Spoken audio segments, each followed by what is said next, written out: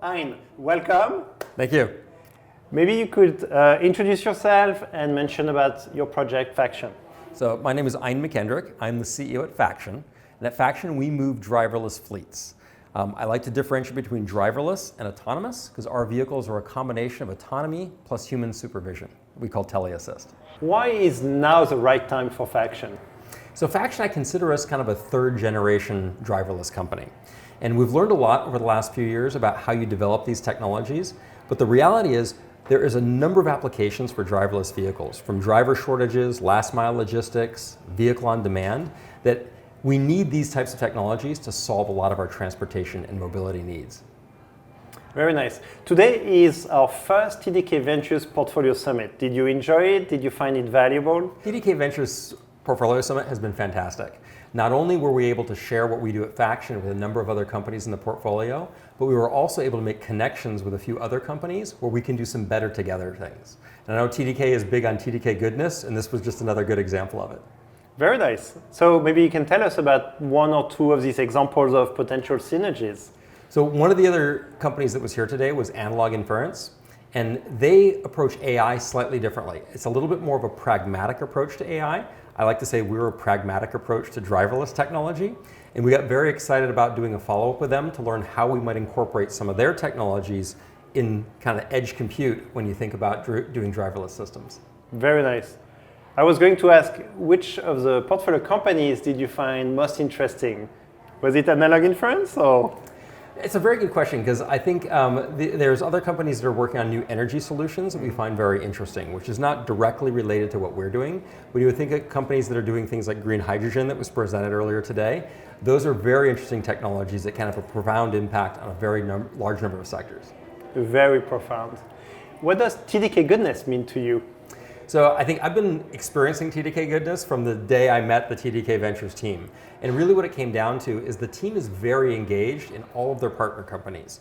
And so I like to joke, even when I talk to new people, that if I don't get some sort of interaction with TDK Ventures every couple weeks, somebody's either sick or on vacation. And it just goes to show that your team is very engaged.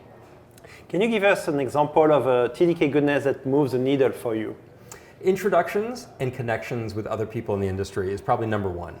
So not only other investors that we could work with, but when you start thinking about how we could work within TDK or with other partner companies, that's been just an ongoing thing with TDK. So introductions have really been one of the key things. Very nice. And you have ongoing projects with TDK. Can you describe the value and what you're doing?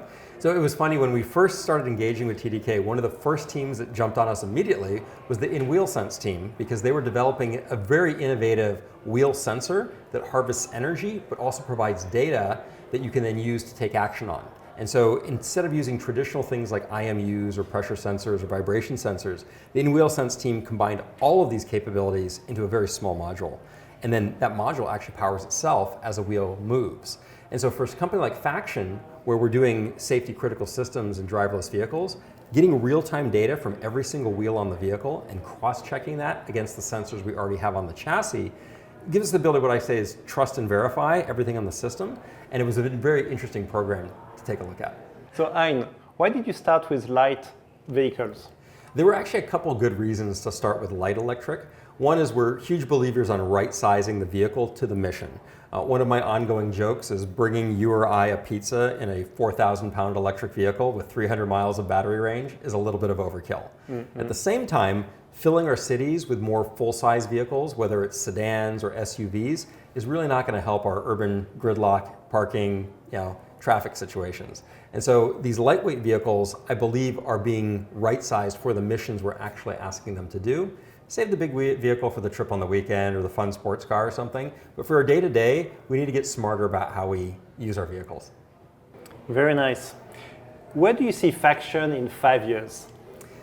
It's a good question, because everybody always says that for startups, a 3-year plan never survives your 3 years. So 5 years I feel is a little bit of a stretch, but I'll tell you what I'd like to see happen in 5 years.